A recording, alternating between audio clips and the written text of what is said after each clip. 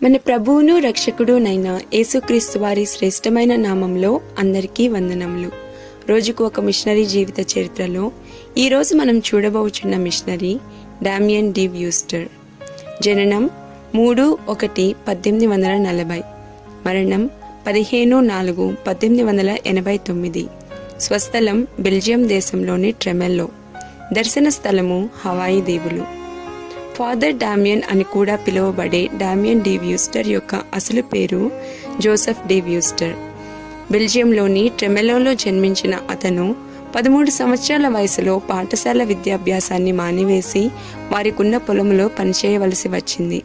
19 సంవత్సరాల వయసులో sacred hearts of Jesus and Mary అనే సంఘ సహవాసంలో చేరిన అతను 4వ శతాబ్దపు వైద్యుడు మరియు హతసాక్షి అయిన డామియన్ యొక్క పేరును బట్టి తన పేరును మార్చుకున్నారు. 1863వ సంవత్సరంలో హవాయి దీవుల్లో సేవ కొరకు వెళ్లవలసిన అతని సోదరుడు అనారోగ్యానికి గురవడంతో అతని స్థానంలో డామియన్ వెళ్లారు.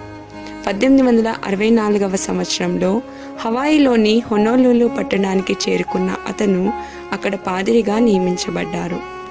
కుష్ఠవ్యాధి యొక్క వ్యాప్తిని అరికట్టుటకు హవాయి ప్రభుత్వం మొలోకాయ్ ద్వీపంలో కుష్ఠరోగులపై కఠినమైన నిర్బంధ నియమాలను అమలుపరిచింది. కుష్ఠరోగుల యొక్క దయనీయ స్థితిని తెలుసుకొని చెల్లించిపోయిన డామియన్ వారికి సేవ చేయాలని నిర్ణయించుకున్నారు. సమాజం చేత తృణీకరించబడి నీచముగా చూడబడిన ఆ ప్రజలకు సువార్తను అందించాలని అతను ఎంతగానో వాంఛించారు.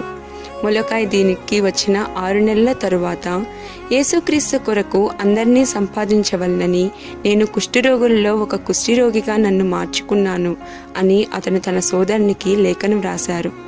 కుష్ఠరోగుల యొక్క శారీరక, మానసిక మరియు ఆత్మీయ అవసరతలను తీర్చుటకు అతను సేవలందించారు.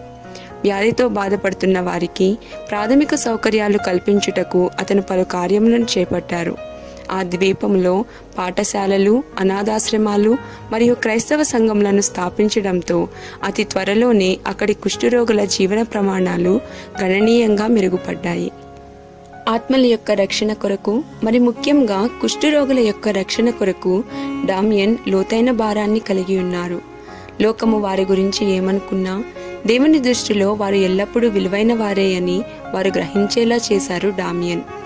అతను అనారోగ్యమును కలిగి ఉన్నప్పటికీ, అంటువ్యాధి గురించి హెచ్చరింపబడినప్పటికీ ఆ రోగుల పట్ల అతను కలిగి ఉన్న ప్రేమ చెల్లించలేదు. 11 సంవత్సరాల పాటు సేవ చేసిన తరువాత అతను కూడా కుష్ఠవ్యాధి బారిన పడ్డారు. అయినప్పటికీ చికిత్స కొరకు ఆ ద్వీపాన్ని విడిచి వెళ్ళుటకు అతను నిరాకరించారు. కాగా 1884వ సంవత్సరంలో తన చివరి శ్వాస విడిచే వరకు కుష్ఠరోగుల యొక్క శ్రేయస్సు కొరకు అతను పనిచేస్తూనే ఉన్నారు. ప్రియమైన వారలారా, సమాజం చేత తృణీకరించబడి ఒంటరితనంతో కుమిలిపోతున్న వారికి మీరు ప్రోత్సాహాన్ని అందిస్తున్నారా? ప్రభువా, మీ సేవ చేయుటకు డామియన్ వలె సమర్పణ కలిగిన హృదయమును నాకు దయచేయుము. ఆమేన్.